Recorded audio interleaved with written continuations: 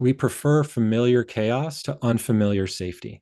And it's only because that's what the system is known. So if we grow up in a chaotic household where mom and dad are fighting, or maybe one or the other isn't there, or they're both there, but they're very intense and overbearing on us, those are all situations where we're creating programs of survival in that family unit. And then as we grow up, those same programs continue to run. So we start to repeat these patterns in relationships. We continue to perpetuate the ways of thinking, the conditioned reactive states, thoughts of feeling, thinking, and being, and we just assume that that is us.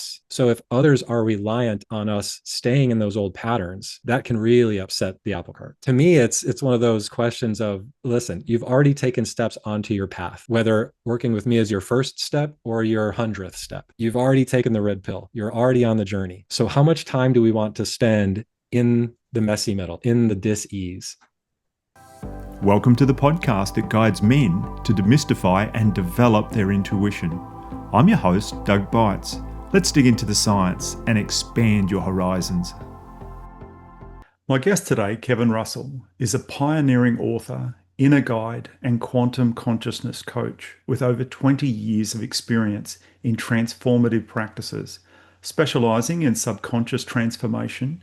His expertise spans multiple healing modalities, including breathwork, neurosomatic therapy, subconscious belief transformation and trauma work, as well as parts work, inner child work. Through one-on-one sessions, coaching, and courses, Kevin empowers clients worldwide to rewrite subconscious programming, release stress, heal trauma, and embrace holistic transformation for radical peace and elevated consciousness. Kevin, welcome for the second time to the podcast. Doug, it's an absolute pleasure to be back. So happy to be with you today. Yeah, cool. So this neurosomatic therapy, like that term, when I was reading that one, I'm thinking, yeah, I'm not sure, I'm not too familiar with that one. So I'll let you start right there and I explain love to it. me. And remember, I need it in a bit simpler terms. And Totally. Yeah, yeah, it's a big fancy word that just really means mind-body connection. So we've got the neurology, and then we've got the somatic or the sensory, the feeling experience. And so often in life, especially in times of stress, and doesn't even have to be active stress. Most of us are in low grade states of stress response, stress reaction almost all the time, where it's a real disconnection. And so it's a disintegrated system rather than an integrated whole system using all of its components. And so when we're just talking about neurosomatic, it just means mind body. And the way that we apply that, it's varied. It's kind of that multi hyphenate. So we'll always do what I call brain balancing and some light breath work before we get into whatever's there for us in a session. And what it allows to happen is for the system to hit reset, to kind of come back to stasis. Because if we're in a stressed system, there's some tension, there's some resistance there. It might be resistance to a thought, resistance to feeling something. It might be resistance to experiencing an emotion. And those are the channels through which our body speaks to us. So the more we can be open to let whatever is coming up go that we're focusing on that's been in the way, neurosomatic, brain balancing, body movement, those are some tools that we use to get to that place to be able to do the deeper work. right. Interesting. So it's just letting those feelings that are coming in our body. And this is not like obviously not when it's with you, but if we're able to physically feel things in our body and tap in with our brain, we can sort of be more sensitive, more aware. And what you're doing then sort of helps that flow. Am I on the right track Yeah. there? And then we take it a few steps further as well. So what do we do with the awareness? Many of us have gotten to that place of awareness. It's like, yep, Yeah, good point. I see the pattern. Oh, I reacted to my partner again in the same way that I have before. When will I stop doing that? We beat ourselves up, or we get frustrated in some other capacity. And so we take the next step, and once we've identified it, then what do we want to do with it? Because we get better at whatever we practice.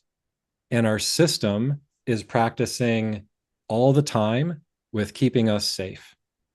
And most times it keeps us safe with physical sensations. So if we are in pain, if we have chronic ailments, those are some really strong protectors that our system uses. Negative thoughts, fear, scarcity, worry keeps us safe, but also keeps us kind of boxed in. And so when we're in the intervention or interventive place in a session, we're moving beyond the awareness and we're changing our relationship to whatever the focus is. It could be creating a new positive belief where we had a negative belief that was just, blaring like on a bullhorn in our mind. It could be where we have had some chronic experiences, whether it's depression or worry or fear or scarcity.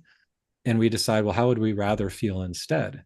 And so we give our system a better program or a better tool to practice instead of, running with scissors so often as our system does when it's not being regularly attended to and regulated. Yeah, yeah, I hear that running with scissors, good example. Like we're just lining us things up a bit better. And Yeah. I was trying to think something else you said there. I was just trying to catch on. Mm. So I'm curious too, since we talked, oh, well, this in a couple of months, it'll have been 2 years ago since we did the Yeah. last podcast. Has Yeah. much changed with how you work with clients, and the classes and stuff you've got, or doing similar sort of stuff? Yeah. I'd say similar, but in like an evolutionary trajectory, where there's nothing that I've said, oh, this doesn't work. I'm never using it again. But what I have done is found different ways to make, let's say, a process more efficient, where we're looking at moving a belief, releasing a trauma, transforming a way of being. So I think that in my own journey, and this is one thing that I've always subscribed to, is my work is never done for myself. So as much as I'm working with others, I'm still, chipping away at the internal programs and things going on for me. I mean, so in that regard, we had a friend over for dinner a couple of weeks ago, and it was just this kind of perfect storm, this perfect triangulation of a dream that my wife had, the conversation we were having, the three of us, and then it all kind of synthesized into this new kind of slightly tweaked approach to something that I'd been doing forever that changed the entire relationship to the way I was working. So there's been subtle tweaks, but a lot of them are kind of like under the hood. So like with an iPhone 17 that just came out, you look at the iPhone, you're not going to see all the improvements, the bells and whistles, because a lot of times it'll either be hardware, it's under the surface, or it's software. You got to use it to see the Mm. new stuff. That's kind of the way I've been iterating, a little bit behind the scenes, a little bit, under the cover. It's still a really powerful approach to reconciling our relationship, to transforming out of fear to aligning more with what we do want. It's just gotten easier, more efficient. Guys, if you're on a path of developing your intuition, and I know you are, that's why you're listening here, then the Neurovisor is a tool worth checking out. It uses light and sound to guide your brain into deeper states of awareness, helping you quiet the noise, tap into your inner knowing, and strengthen your intuitive muscle. And who doesn't want that? There's no pills, no fluff, just 11 minutes a day to reset your mind and reconnect with your instincts. I've bought myself one last Christmas and I've added it to my daily practice, and the shifts are real. This is not a paid ad, but if you use the link in the show notes for more information, I do receive a small percentage of the purchase price. I highly recommend you check it out. Right. And you talked there earlier about, you said the words releasing trauma. So for men Mm. listening, they might think, how do I even know if I've got trauma? Like my life's not flowing how I want it to flow. How do I even Yeah. know? And Yeah. then if we work out I do have trauma, what do you mean, Kevin, releasing it? Like Yeah. like what tap are you turning on to let that pressure out? Like what Yeah. are you going to teach me to turn some tap on to let the trauma, like what do you do? Like Yeah. if someone's listening and they've got that question, Yeah. Trauma, and it just came up over the last weekend. Grief, and they can be, hand in hand sometimes.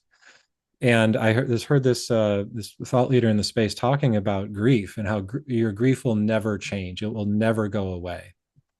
And I'm listening to this conversation. I'm like, actually, it can, and it does. So awareness is king. Without awareness, we are going to stay stuck. We're going to stay frustrated. We're going to stay reactive because we can't see the thing. We can't connect with the thing, or we're unable to admit to ourselves that sometimes there even is a thing there. I know, in my experience as a guy, that's where I operated from a lot of the time. I'm fine. It's fine. It's okay. It doesn't matter. Like, whatever, it's fine. So those are, I mean, right there, that's a stress reaction. If we're dismissing it, I'm fine. It's okay. Everything's fine. Just leave me alone. That's a stress response. That's a trauma reaction. And most often it isn't one to one, in the sense that it's the exact same experience that we had before that is creating the same trigger now. Most often it'll be completely different because our system is very efficient with its energy. So instead of creating 15 different reactions to 15 different stimuli, our system generalizes the reactions. So it could be that, just as an example, bad car accident. So it would make sense that if we were to get in a car, we might have a stress response because we're getting back into a similar situation in which a trauma occurred. But most times life isn't that cut and dried. And so we might have gotten in a car accident in the past, and we're at home watching NASCAR or watching an F1 race, and all of a sudden our chest clenches. So we're not in the situation, but we're adjacent to it. So our system runs the program that kept us safe. So awareness is key. Curiosity is really important too. A lot of times we'll say, "Oh, it's just something at work," or "I'm just stressed about." We grasp for the thing that's closest to us in our awareness, and we just say, "Oh, that's the thing." I can't tell you how many times I was wrong when I would have swore up and down that I knew the thing that was there for me to work on when I was working with a lot of my helpers, my facilitators along the way.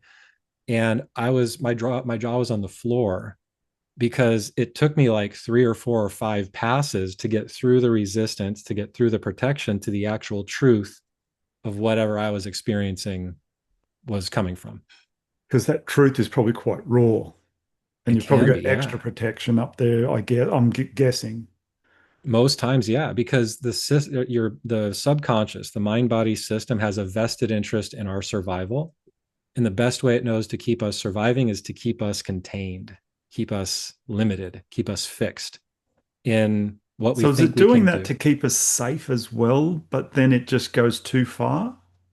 Well, it's the way I describe it, it's almost like different departments in a corporate organization. So the C suite is our subconscious. That's the planning, protection, and safety at all cost. So if we are miserable, stuck, sick, in the messy middle, we're outwardly successful, but we're internally, like wrecked.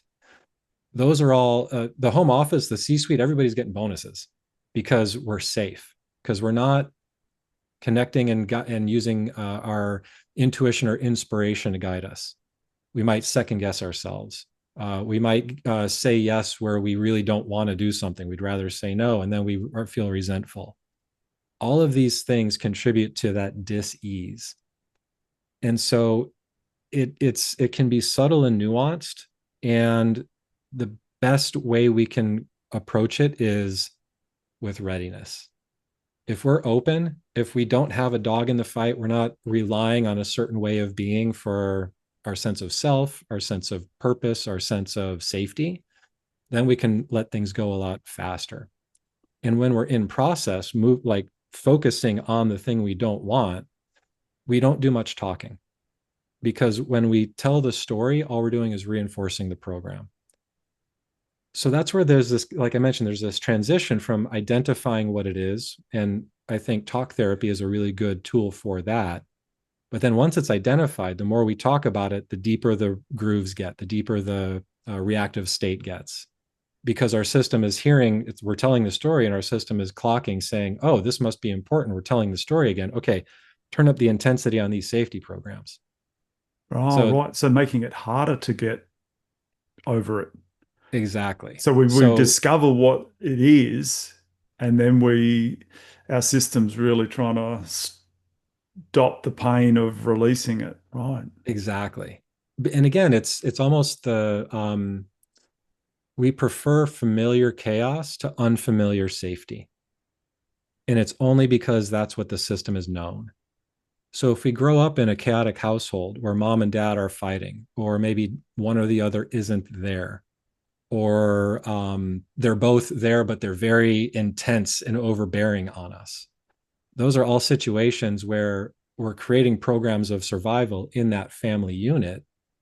And then as we grow up, those same programs continue to run. So we start to repeat these patterns in relationships. We continue to perpetuate the ways of thinking, excuse me, the conditioned reactive states, thoughts of feeling, thinking, and being, and we just assume that that is us. It's like, oh, I was born in this state. I'm a fan of this team. You're born in that state. That team's rubbish. You're awful, and it's completely arbitrary, and none of it really matters at those deeper levels. But if our identity and our sense of safety is very much external. So belonging to a group or a system, cheering for a team, all the way down to, I'm an Apple guy, I'm a Samsung guy. It's like we always try and find like-mindedness or similar beingness for safety. Yeah, because they won't upset our apple cart. We all like the same thing. We're Right, all, yeah, right. yeah, yeah. Wow. So when we're ready to really break out of those places of control, of safety, our system sometimes doubles down on its effort. And we call this the extinction phase, where the old habits really start to get loud or more prolific. And it can be really frustrating, Yeah. but it's That really could be just kind of scary like too, I guess, for people. Like it's like, hang on, 100%. you've entered my life, Kevin, and you said you're helping me, but it's getting Yeah. worse. The Yeah. voices are louder in my head. Like, what Yeah. are you doing to me? And Exact. my family and friends now could be like, this guy you're going to is quack, like, but like, he's Yeah. not helping you. Right. Yeah, Come exactly. back with us. Sit down here, don't leave, yeah. And it's the like the lobster in the bucket. I don't know if you've heard that analogy, No. where when instead, if the lobster makes it out of the bucket, it's not that lobster's job to go back down into the bucket and help everybody else out. Once you get out of the bucket, you're the signal like, hey, everybody can get out. This is the path. This is how you do it. Yeah. And this is how nuanced and sometimes challenging it can be. And we call it the dance of dis-ease. So those that know us in a certain expression, in a certain way, oh, that's Doug. Oh, that's Kevin. When we start to change, maybe for better for us, we stop overgiving. We stop internalizing and blaming ourselves for things that have nothing to do with us. That inherently changes our relationship with ourselves and with others in our life. So if others are reliant on us staying in those old patterns, that can really upset the apple cart. To me, it's one of those questions of, listen, you've already taken steps onto your path, whether working with me is your first step or your 100th step. You've already taken the red pill. You're already on the journey. So how much time do we want to spend in the messy middle, in the dis-ease? And what I found is with these approaches where we intervene at the subconscious level, we can really get through the stuff we don't want to experience more efficiently, more effectively, and with less effort. Is an example, working with a client, and one of the things they wanted to work on was a sense of impending dread or doom, always feeling like the other shoe is about to drop, like something's going to happen, even when spending time with family. So working within one of our programs, and most recent session, the communication was, well, I'm not feeling like this, like anything's really changing. Everything was okay for a couple of days, and then I kind of feel like the same old thing. So we reviewed our communication at the beginning, the intake notes, and we really highlighted the biggest thing that was there to address was this kind of depressive, anxious sense of doom. And we reviewed, and the client said, "Oh, that's not there anymore." And we're like, "Okay, well, let's just call a win, because if you're not experiencing this overbearing cloud of impending doom, okay, that's a step in the right direction." And that's just after 2 sessions. Yeah. You put the Oh, gun in the drawer, it's gone. You forgot where you even put it. and That's a win. it's Yeah. so and it's beautiful, and I actually love it, because to me it speaks to not only the resilience of us as individuals, where we can slip into what we call a new normal, where we're not dealing with as much weight as we've been carrying, however that's presenting, and then we forget it was an issue in the to begin with. To me, that's healing. To me, that is, mind over matter. If you don't mind, it don't matter. It's not there anymore. So cool. My system doesn't need to be using this particular tool to try and keep me safe. I can experience a little bit more freedom internally, a little more Yeah. peace internally, a little more space to move. And I haven't done anything to my external circumstances.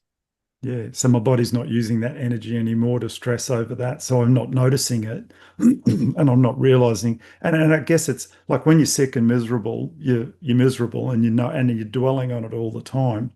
But when you get better, you forget and you're just like, oh yeah, I'm okay. I'm fine. It's like, well, hang on. Oh, Saw you 3 days ago. You were miserable. You couldn't get out of bed. yeah. You had the Yeah. man flu or whatever. Oh, I'm feeling so much better now. Totally. And I look at that as like, micro and macro. So at the micro level, I had that experience about a year and a half ago. I had this really bad cough, and it would come on at like 6 or 7 in the evening, and it would last until 5 or 6 in the morning. So I was getting no sleep for like a week. 3 or 4 days in, I had those thoughts of, this is my life now. This is all that I will ever be. This is all that will ever be. This is all that I will ever experience. It's never ending. And then, 3 weeks later, the cough lasted 7, 10 days. 3 weeks later, I still had a little bit of something, but we do get those rose colored glasses. We do get, the hindsight where it's like, oh, it wasn't that bad, Yeah. which in the work that we do, it can help and it can hinder as well. Because what we want to do, especially when we're going back and looking at more challenging, I call them the greatest hits. All of us, every single one of us has some greatest hits of trauma, challenge, adversity that we've experienced. And the important thing in the work, in the approach that we take, is to honor ourselves at that younger age by letting, let's say, Kevin at age 15 really let Kevin at age 47 know how it felt to him. Because as I'm looking back at 15, I'm like, yeah, okay, it sucked. Yeah, it was a little bit challenging, whatever, but we made it. We're okay. But to that part of us that's still in that experience energetically, and that's where we get a little bit into quantum physics, where our system doesn't necessarily recognize past or future. It's only safety right now. And that's why it's not recognizing, oh, I'm not even in a challenging or, dangerous situation, because it's like Terminator scanning all the time, just trying to keep us safe. Yeah. So the key is looking at what we don't want, hyper focusing on it for a short amount of time. And the way we describe it is, it's almost like running through the burning building to get to the safety that's waiting for us on the other side. So we intentionally stress the system in a safe container for a short amount of time. And the way I like to look at it is, we're standing up to the thing we've been trying to get away from our whole life. And in that stance, in that just holding the line and allowing our system to react around us, we might get emotional. It might get loud and noisy in the head. We might get a physical sensation of like a pinch or an impingement or pressure. But if we can stay present, and this is where we guide breathing, we guide visualization in this transformation, and we're actually using the breath as a tool to let go of and move through these emotions. And so that's why important, like, we've got tear ducts for a reason, we've got facial expressions for a reason. We need to use them. So hitting that Mm. pressure release valve, whether it's somatic physical movement, whether it's using our breath, whether it's like just letting it rip with an emotion, that's the power move on how to start reconciling our relationship to the systems that we're in. Yeah. Yeah, I know for me recently, like for those people listening, some of you are aware that we have the men's Zoom roundtable and Kevin's often on there. So I'm not sure if I've told this story at a time when you've been on or not, Mm. but my whole life I've been afraid of the water to only in a certain way. When I'm out of my depth and I'm floating on the surface where my feet can't touch the bottom, that bothers me there. I'm Yeah. a scuba instructor. I was gonna say Under the lifelong. water, I'm a fish. I love it. Okay. But it's where I'm in that transition state between the air and the water Yeah. that I'm not comfortable. So just 14 months ago, I went at the age of 60 and had my first swimming lesson of my life. Now, I live right near the ocean. We went to swimming lessons all the time with school, but Yeah. because it was a large class, I just sort of hung back because they wanted me to put my face in the water and blow bubbles, and I just not interested. Like, And hate. how old was that? Oh, that was, 7, 8, 6, Okay. Yeah. 9, 10. Like they would always take us at some because we're a very tropical climate. It's warm here. Sure. Oh Every yeah. second backyard's got a swimming pool. So anyway, I've been swimming. I've been doing laps of the 25-meter pool, and Yeah. it was a struggle for a long time. And so I'd be racing from one end to the other so I could grab and hold the end at the other, and I would be out of Yeah. breath all the time. Yeah. So then I started to slow myself down. Anyway, I've recently graduated to the 50-meter pool at our I local love it. aquatic centre. And I've gone down there and I went to get in the other day and I sat on the. Now I'm swimming like I'm doing half a kilometre, like 10 laps or whatever Yeah. of the. So I'm doing 20 laps of the 25-meter pool, but it's only Right. chest deep. The 50-meter Gotcha. pool is a water polo pool. So it's 7+ feet deep. Yeah. All Yeah. right. So I sat on the edge the other day to put my goggles on and my feet at the 50-meter pool, and my feet cramped hard. I pulled them out, and you could see the disfiguration of the muscles around my Yeah. toes. Like it was instant physical. And I'm like, Wow. "Oh." And so I look like a pro down there because I've got the little skull cap, I've got the Sure. proper goggles, I've got fins, and I've even got a pool, what they call a pull, and it's a float that goes between your legs. So you can Yeah. practice and you only swim with your arms and you don't move your legs. Yeah. So I'm thinking I'm going to have to use that straight off the bat because I can't kick. So I've been trying to stretch. I know how to stretch Just feet, like locked get up. cramps out. Because, I've got to Yeah. teach scuba divers underwater how to get cramps out of their feet. Totally. And you just grab the tip of the fin and pull it up. So with no fin, Okay. I'm Pull on the stretched. toes. Mate, I swim and I get 20 feet down there and I have to stop and pull myself back on the lane rope. My feet are so cramped up. Oh my And it's gosh. like, and I just knew like 100% instantly it was emotional. Like there was nothing to do Wow. physically with me. I'm Yeah. thinking, I thought I was over this. This is really annoying the heck out of me. Yeah. I had to get out of the pool. Yeah. Lucky that's got a gymnasium there, so I hadn't wasted my time. I'd done a gym workout as well. So then the next time I go, okay, I love being under the water. Hmm. So goggles on, and I'm not putting my feet in. So I'm standing, and you're not allowed to dive in. It's got all these Okay. signs, no diving, even though it's really Yeah. deep. But Yeah. Right. one warning sign says deep water, be careful.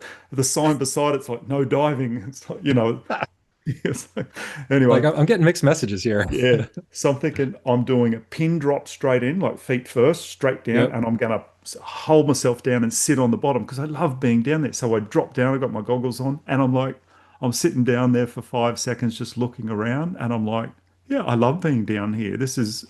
It's Calm body. Your muscles ah aren't reacting. Yeah. no. Okay. And then I Yeah. just slowly pop back to the surface, hold on, and then I just adjust myself, get myself ready, and I start swimming and I'm fine.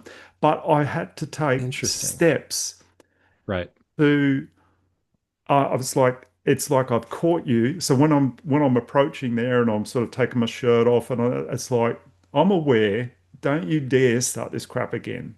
Like, it's like Yeah. um You better not be dipping your toe in that water.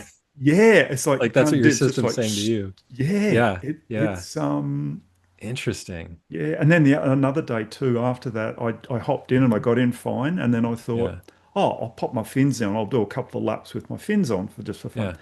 Pop them on, straight away cramping up, and it's like, It, oh, just stop it. I don't that's know. and Yeah, yeah. it's weird. And anyway, I if you my mum put the fear of water in me like you wouldn't believe. She was brought up in an orphanage from There when we she go. was 2 till she was 16.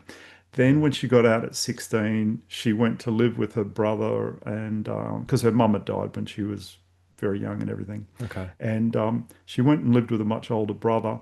And nearby there was a place that had a swimming pool. Well, one day when she's 16, 17, someone pushed her in the pool. Well, she'd never been in water, like ever. Yeah. And Yeah. she thought she was drowning and she went down Terrifying. 3 times. Someone grabbed her by the hair and pulled her out. So she Yeah. always put the fear in me of water, Yeah. and if you open your eyes underwater, you're going to like hurt your eyes and all sorts of stuff. Yeah. So, yeah, it was a real growth stage for me to learn to become a scuba diver at all, Oh my let alone to gosh. become an instructor. I can tell you, like, that was a journey in 3/4. But But hasn't that what your as far as scuba, that's been a lifelong passion for you. It's not well, something. When did that come into your life? Was that later in life? um, early 30s, early Okay. 30s. Yeah, I mean, yeah, still, that's a yeah. good, you got a good couple decades under your belt of But when you're learning to scuba dive, you've got to take your mask off underwater, put it right. back on, and then Yep. Flush use it. Yeah. exhale from your nose and fill the mask up with the air from your nose.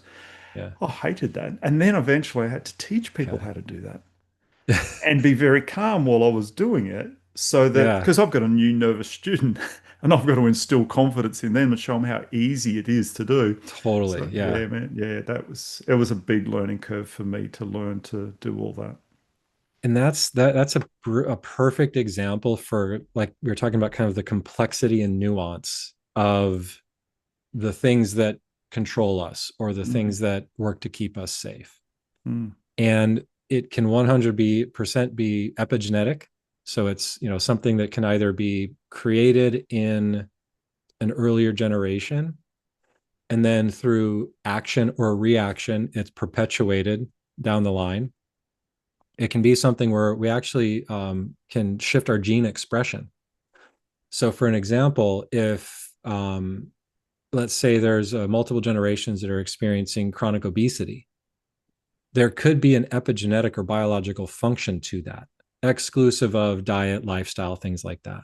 There can be an emotional component where, for whatever reason, having extra kilos or pounds on my frame or on my ancestors' frame at some point did something to keep someone safe or to keep someone surviving.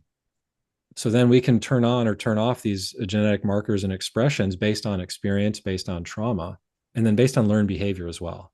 And so it's all these different layers that were, it's like this baklava of stress, for these all these micro layers of philo of experience that add up to why am I having it? Because I love water, I love being underwater, but there's this very narrow region in which I get really reactive. What the heck's going on? yeah. And your system is using the program it was given, and that's the beauty part. We can get in and change that program. So if you're interested, I'd be happy to drop into a session and see what's there for us specifically around that Yeah, focus. I'd love it, Kevin. I really would. Yeah. Because another thing that Mum told me, and I don't know because, and I can't talk to Mum about it now because she's Yeah. 94 and she Yeah. she doesn't remember a whole lot anymore.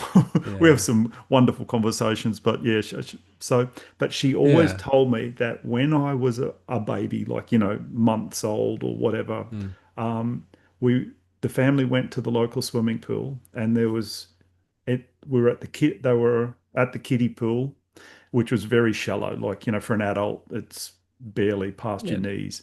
Yeah. And on the step of it, which was, probably say 8 inches deep, apparently she said, because mum always was constantly criticizing my dad.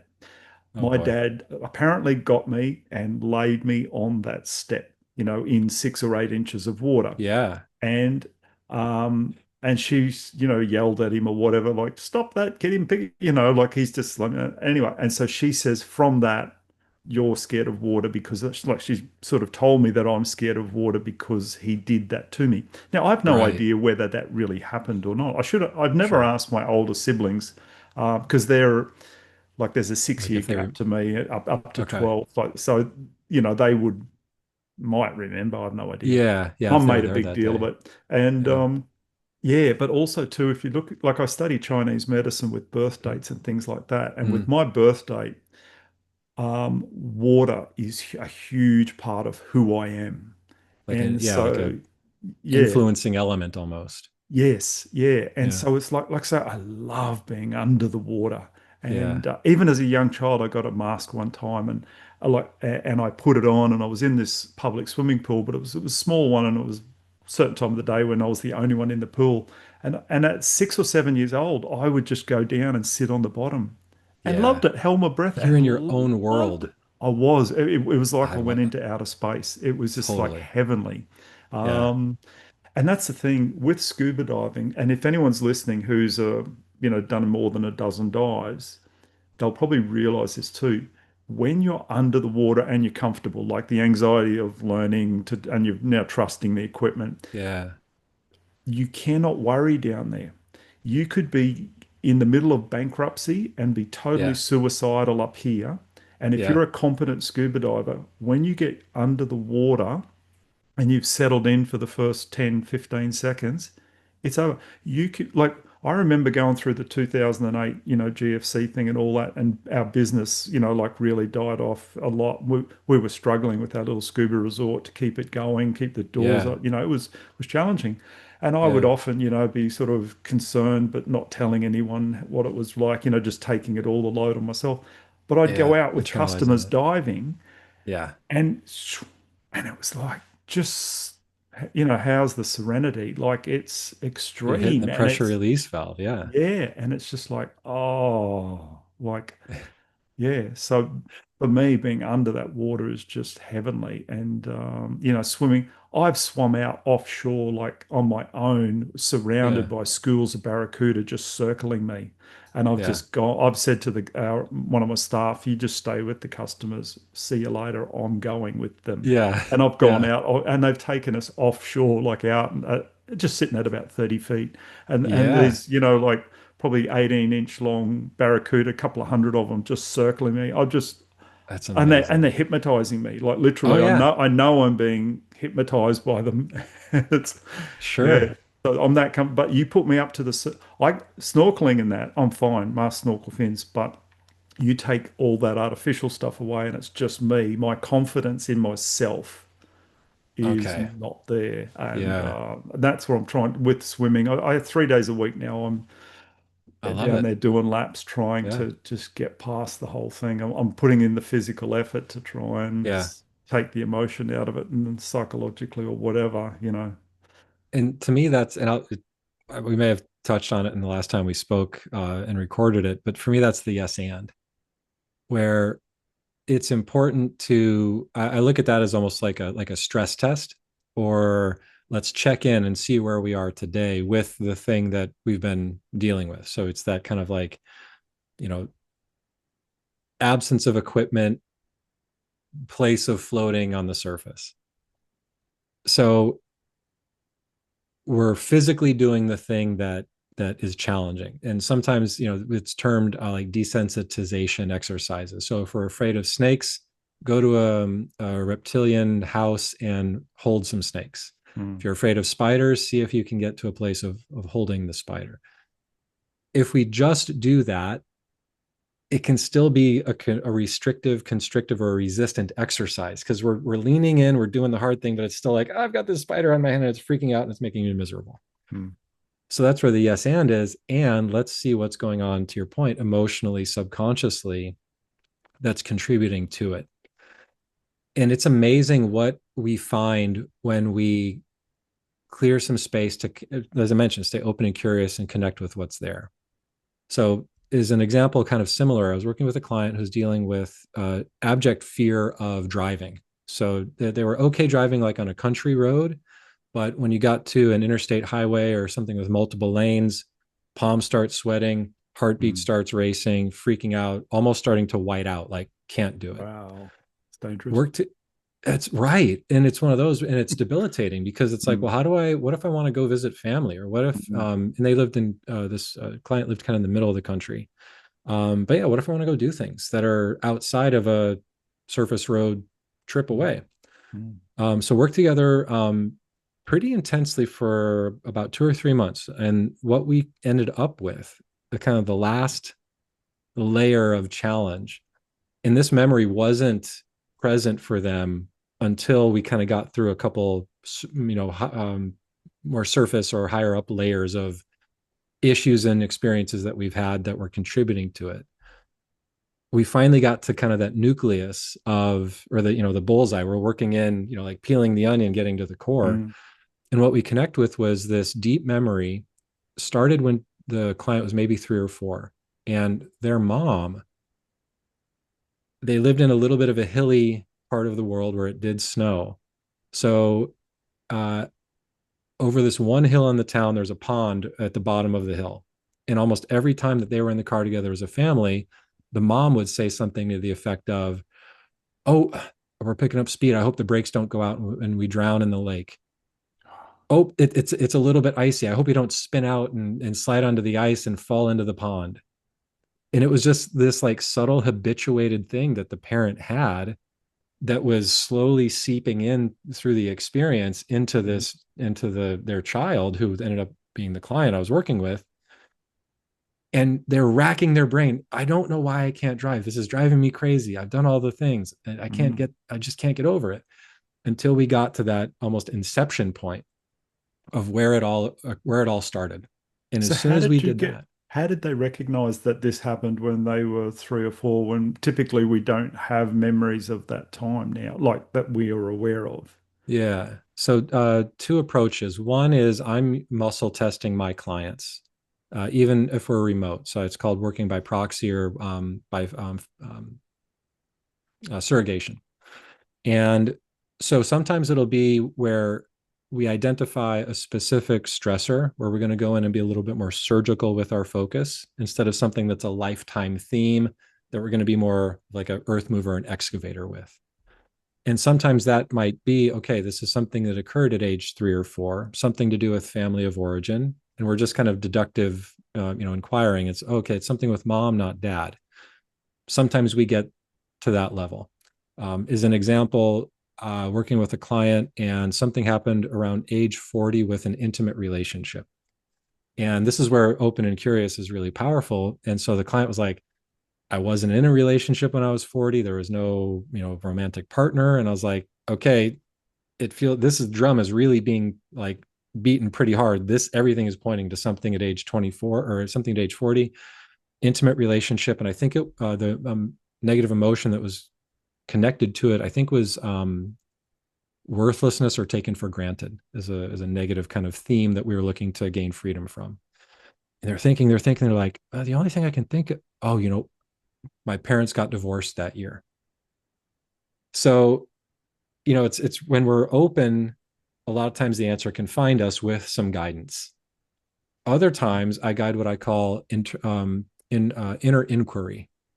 And that's where we're really using our connection. And sometimes will invite in some spirituality. And even if we're atheists, then it's the higher self or super conscious or super self. Because if we're not believing in ourselves, then that's a good place to start to look. And so we use inquiry and openness, like, okay, something is going, and a lot of times we'll do this where we're kind of getting a little frustrated, and we blow it out with breath work, do holotropic breath work to really get out of our own way. And then we ask quietly in our mind the question that we want an answer to. And then we stop thinking. More often than not, we'll get an answer communicated to us in a way that we can connect with it, whether it's hearing a song lyric, seeing a clip from a movie, having a memory of an actual experience that we've had. It might be a book passage that comes in, like the universe, God, source, spirit, our higher selves, whatever we want to call it, speaks to us in very personal ways. And so in this specific case, it was a combination of kind of targeted, focused stress reduction, stress transformation leading up to this kind of aha moment.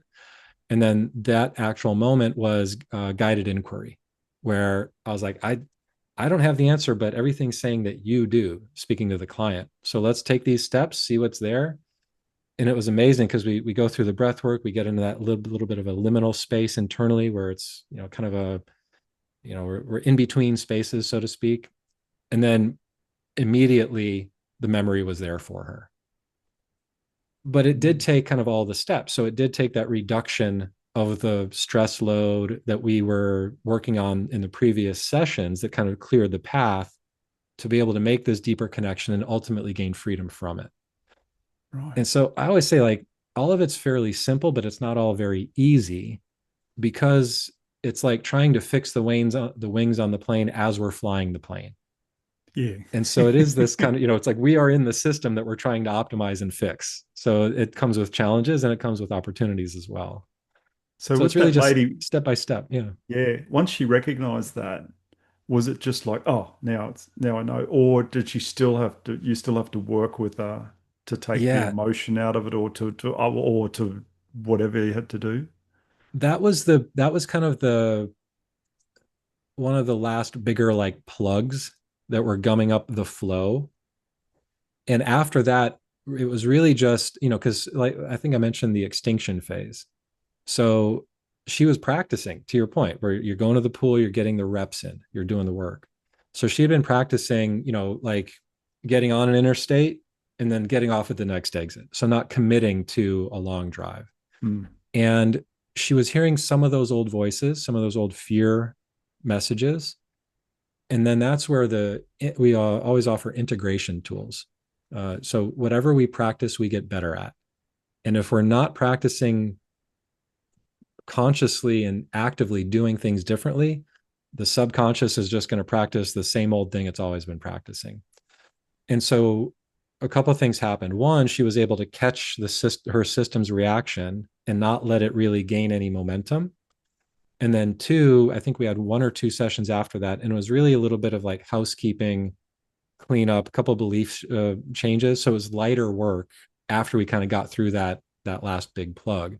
mm, And then after, I think it was 6 sessions, maybe a few more, and we were working on other things as well because nothing's created in isolation, everything's co-created. And so this fear of driving was bleeding over into other areas of her life. So we were, I like to say a rising tide lifts all ships because mm.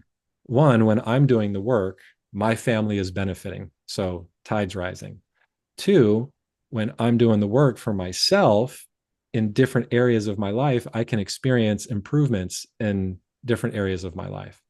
So the ultimate outcome was they lived in the Midwest of the United States, and she and a friend drove a road trip to Virginia Beach, which is 15 plus hours away by car. Wow. Drove the whole. I think she drove most of the way, if not the whole way, and was fine the whole time. Yeah. So did she have a problem if she was a passenger in the car as well prior Not to not that? as yeah, not as much as a passenger. Right. Still an More. issue. Yeah. So it was still uncomfortable and not a great experience. But let's say I need to go into town or something like that. She could make it as a passenger, could not as a driver.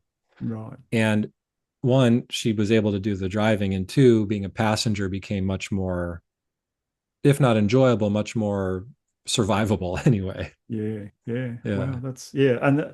That's just, like makes a huge difference to someone's life to be able to overcome those sort of things. Yeah. Well, and in your experience and in that story, to me, it's really about the independence, Mm. being able to be independent, self-reliant, Yeah. self-fulfilling, in a way that we're not looking for the thing that we think is going to make us happy, Yeah. feel accepted or successful. We're not looking for that outside of us as much anymore because we're feeling it more naturally and more consistently internally using that reductive exercise, like reducing the load that we carry.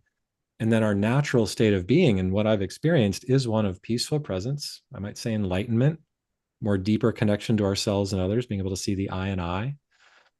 Everything gets a lot easier Yeah. Yeah. by taking those steps that most of us resist or don't even want to look at. Yeah, exactly. Yeah. And my ultimate Mhm. goal with the whole thing is because I'm a 20-minute drive to the beach. And Yeah. like I our beaches top 5% in the world, like right where we Wow. live. They're just Yeah. perfect. So my goal is to be, and I've always, even as a kid, I've been able to go into the waves and catch waves in like body surf into the beach because the Yeah. wave brings you into shallower water. So I'd always go out like barely, not quite chest deep, just sort of sit Yeah. in that, belly button to sort of chest deep water Yeah. So you can catch and like the and little but barrels being and stuff. cautious going in, waiting, if it's sort of doing anything a bit weird, I'll go in a bit shallow or just sit waist deep. But yeah, and I'll Yeah. catch those waves and because we've got Yeah. very, very fine sand, it's beautiful, So a couple, every now and then I get Like dumped the or powdery, whatever. sugary sand. Yeah. Yeah, exactly. But my goal now is to swim out. Yeah. Maybe just with a pair of swimming goggles on, that's all, and swim Yeah. out behind the waves Yeah. and swim up for a couple of 100 meters and then swim back in. And I've Yeah. got a gentleman down the road who I've had on the podcast twice, and actually he's actually come to my house twice and done the podcast here. And he's I a love it. four-time world surf life-saving champion. Okay. And he's in his 50s now, but Yeah. and for a while there, he was doing this with people, taking people out who wanted to get the confidence to do it. He's sort of stopped Yeah. officially doing it now, but he said to me, he said, "Yeah, I'll take you out, buddy. No worries at all." That's Like, brilliant. yeah. So I've got that backup. Like, we'll go out together. So I've got the Yeah. confidence beside me, and Totally. yeah, yeah. So that I that will love be it. fun for me to get out there Yeah. Yeah. and we went a couple of years ago. We've got like a tiny little artificial reef out offshore here as well. And Okay. one of my boys talked. He said, "Oh, we should go out there snorkeling out there, Dad." And I'm like, "Yeah, okay," because I'm fine with the mask fins and snorkel on. I'm fine. Yeah. So Yeah. we going out. We go through the surf, and you can't put the big snorkeling fins on in the surf. You've got to sort of Can't, get yeah. past that point. Yeah. So I've got them wrapped on my arm, so that I'm not going to lose them. Yep. Just get my mask on, and there was just this little point in between where I'm struggling to get my fin on and the waves are coming and it wasn't fun. And one of my sons saw the terror in my eyes, like, Oh man. and I said to him Yeah. later about it. I said, and he's like, "Dad, I didn't know. Like, where did that come from?" And I've gone, "Mate, Yeah. you what? I've masked this well all this time. You have no, Like like I you don't said, I even thought know. you knew Yeah. what Oh wow. Okay. like he had no idea because I'm a scuba instructor. And like I had to swim Totally. 800 meters to become a scuba instructor, but you can swim any stroke you want. You've just got to do it. And I practice an awful lot doing changing from Like freestyle to breaststroke to there you go. backstroke, like, Yeah. it's all through one lap, like going just, you just, and Just get there. the guy who was examining me sort of shaking his head. He goes, "You're doing it. Like you've done it. You've ticked the box, but Yeah. yeah." He's like, I'll certify you. I'm not happy about it, but I'll certify you. Yeah, because everything That's else I was funny. fine, but it was just Right. like Like that bit. He's like, that one yeah, bit. Yeah. yeah. Yeah. So yeah, and so yeah, so I was then once I got that stuff on, I'm out behind the waves and I'm totally calm. I'm like, we're Yeah. out there and duck dive down and have a bit, and it was pretty basic. Out where we used to live with our scuba resort was again top 5% of reefs in the Yeah, world. We were like, optimal yeah, conditions, yeah, exactly. Yeah, 300 days a year type of thing. yeah, yeah. Yeah. And I've never even actually scuba dived in Australia. I've done, I think I heard you yeah, mention that before, I've which is done wild. over 2,000 dives. I've never done because where Never we are, the Australia. visibility is not that great, and there's very Yeah. few like where I actually live. Like if you go a lot further north to Great Barrier Reef, it's Yeah, a very yeah, different yeah, story.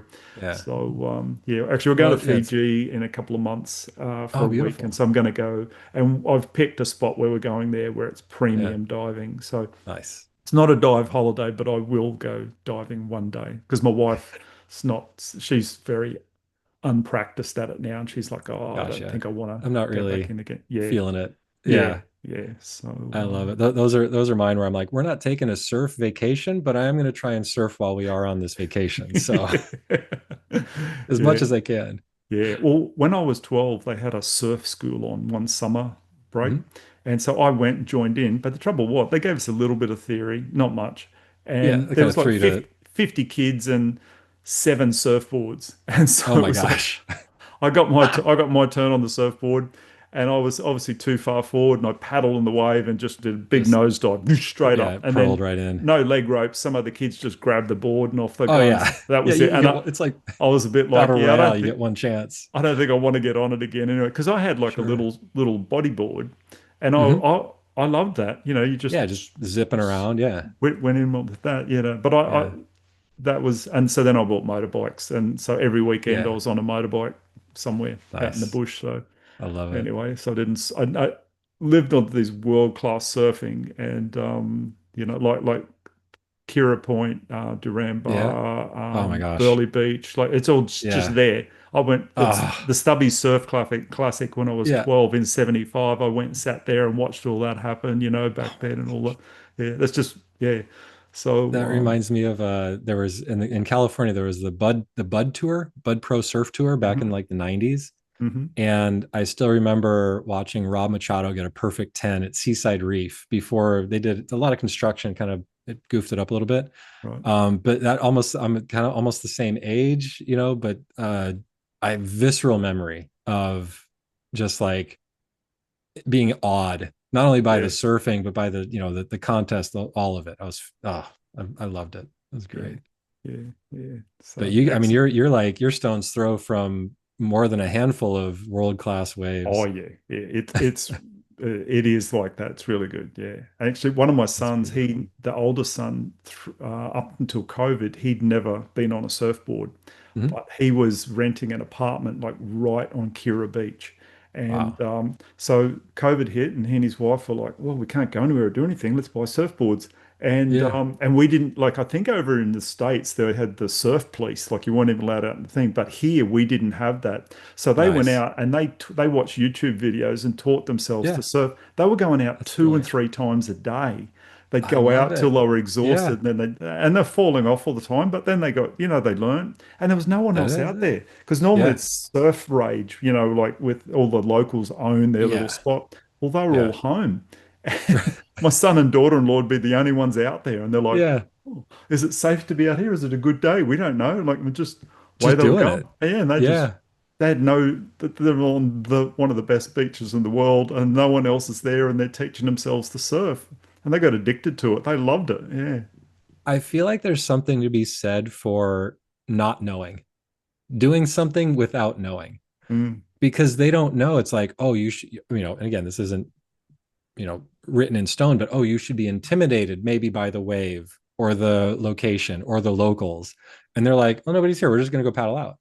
yeah. Absolutely love that. And to your point about like really decompressing or resetting in the ocean, what a amazing way to really like just hone in and like focus in on their experience where so much chaos and uncertainty is going on in the world. And I share this all the time. I have never had a bad day after being in the ocean. Mm, And it doesn't even have to be a long surf session. It can be a 5 minute swim. And if there's something about the ocean that's cathartic, it's rejuvenating. It feel, you kind of get, like, to your point, you get refreshed. You can just like let it all go. So for them to like almost organically be drawn to not only the ocean, but to, something that might be challenging, something that's, as a learner, like we aren't going to know it the first time, but yeah. then leaning in and keeping to do it. I absolutely love that. Those are some of Yeah. my favorite things. Yeah. Yeah. That's brilliant. Excellent. All right. So the podcast is all about intuition. Mm, So have you got any, I'm going to say, let's say, simple steps that someone, like if there's a man listening, what's mm, something that they could do and start to habitually do yeah. that would improve their intuition, would tap into that frequency a bit easier? Any thoughts? It's I'm a bit of a broken record in my own mind just with this answer, but brain balancing and nervous system settling. Because Okay. most of our reactive state is, like I said, it's this kind of low grade stress response where we're kind of just soaking it almost like a sponge in a little bit of water. And a lot of times when we're in a stress response, the noise of it, whether it's emotional, physical, or mental noise, gets in the way of that signal, that intuitive knowing, that So by noise, we could say it as static, almost like, it could be oh, static, it could be negative thoughts about ourselves or others, it could be a comparison or a judgment. When we use language like need to, have to, can't, trying, ought to, should, we are in a stress response because we're not able to connect with a decision or an alignment. We're kind of keeping it at a distance. I'll try to make it. Oh, I should do this. Oh, I really need to get to that. It's creating that comfort. It's a comfort barrier filled with dis-ease because it creates inaction. So breaking those patterns for me is that first step to getting quiet in the mind so that we can really be more present to connect with the intuition that's always been there. My approach has been getting out of my own way. So have a 21-day nervous system reset challenge that you can sign up for if you go to radicalenlightenment.com. I saw that on your And website a day or two ago. Yeah, I was going to bring those beautiful. sort of things up. Yeah, so it'll be in the show notes where to go so they can tap in and find that. Yep. Yeah, I'll make sure you've got the link. And so it's a 5-minute exercise in the morning. We borrow some Qigong tapping from the Qigong flow practice. It's a quick hit, quick win, more intense holotropic breathing exercise, but it's only for about a minute. And then it's a brain balancing exercise. And then there's about a 9-minute exercise in the evening. So we're talking about at maximum 15 minutes out of our day, morning and evening, to really hit the reset on that nervous system so we can get back into active recovery. So we can shift more into peaceful presence where we might have that opportunity to just, oh, okay. Like, I mean, whoever's listening, when was the last time that you took a relaxed, releasing, full relaxed breath? The more that we can do that, the better we feel. And the more we practice staying in that balanced state, the more easily we're going to be able to hear that inner wisdom, connect with those ahas, or really get to that, what you might say it, universal message, divine message, having a prayer heard, depending on what our belief system is. That's all more available for us when we are in a more biological, physical, and neurologically regulated and balanced place. So that would be my recommendation. We got to practice getting better at something. So why not practice getting better at regulating the nervous system, balancing the brain, settling more into the moment where we have an opportunity to do more of whatever it is we want. Excellent, excellent. Yeah. So the men listening can go onto your website, click on the link in the show notes, find that 21-day challenge, did you call it? Yep. Yeah. You just drop your name and your email address and phone number as well because it's texts. International, I'll have to check on.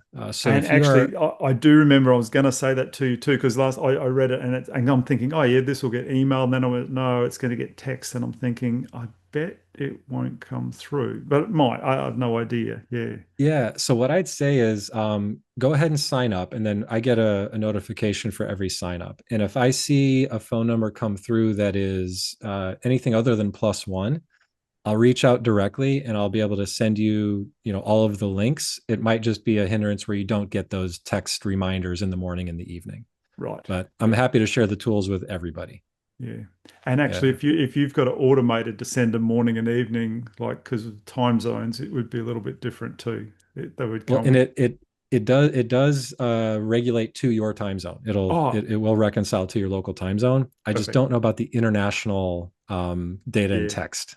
Yeah, Yeah. I'll True. have to double check on that. But I appreciate the heads up. Gives me an opportunity to refine the offering a little bit. No worries. Yeah. Yeah. Good point. Actually, I might go in and put my number in here and test That'd it be and see if great. it works. Yeah, Yeah. yeah. Do a Yeah. test run, Yeah. and then worst case, I can just send you all of the tools, the links to all the videos and the printables, so you've got it. If anybody inquires, you can just send them off like a little care package or something like that. Yeah. Yeah. No, do Cool. that for sure. Excellent. Awesome. Yeah. Right. And that's what you just suggested then is not something I've asked many other people, that sort of thing. And what you've shared for people to get into a habit. And is the 21-day thing like attempting to get us into a new habit? Yeah, when we're building a new habit, it takes a minimum, generally by the research I've seen, 18 days is kind of the minimum, up to a couple weeks. And what I was seeing, we'd done a couple different duration challenges before. Uh, 30 felt a bit much, 28 was even a bit much, 21 felt like it was accessible and digestible for more people. Yeah. At the end of the day, it's really just those texts that last those 21 days. The tools are there for a lifetime. We just need to use them. Yeah. And these are tools and techniques I use pretty much every day in my personal life, and I definitely use daily with every client I work with. And so you're getting the exact same tools and techniques that we use in client sessions. Excellent. All right. Yeah. There's a huge amount of information we've gone through there. I've loved it. I've learnt. I've enjoyed, and so I'm sure those who follow along only follow along because they enjoy what I enjoy, because that's the stuff I seek out for you. like Um, like-minded individuals. Yeah. Finding exactly. our people. I love it. Yeah, exactly. So, yeah, thank you. And yeah, we'll have the stuff. And Yeah. is there anything that we haven't talked about before we go that you would like to mention, or have we hit it all? Man, I think for where we're at today, I don't want to, to borrow from what we spoke about earlier. I don't want to tip the apple cart with too much. So I'd say let's leave it here. There is much more we can talk about. I'd love to run it back if you're interested. But this feels complete for today, and then we can always dive into the next pool next time. Yeah. And I think if someone listened to this 3 times over a period of a month or two, they'd get something, it would be, there's a lot in there. So, I love yeah, that. a That's lot. I Excellent. love it. Yeah. All right. Thanks for your time, Kevin. Cheers, Doug. Thanks so much, brother. Take No care. Have a great worries. one. Thank you. Well, we're at the end of another thought provoking episode. Remember to subscribe so you'll be alerted to new episodes. I want to say thank you to the men who are joining me on this journey of intuitive development. I truly hope our time together has expanded your reality and reinforced trust in your ever reliable gut feeling. Embrace your intuition, it will not lead you astray. Until next time, stay tuned, stay curious, and trust your gut.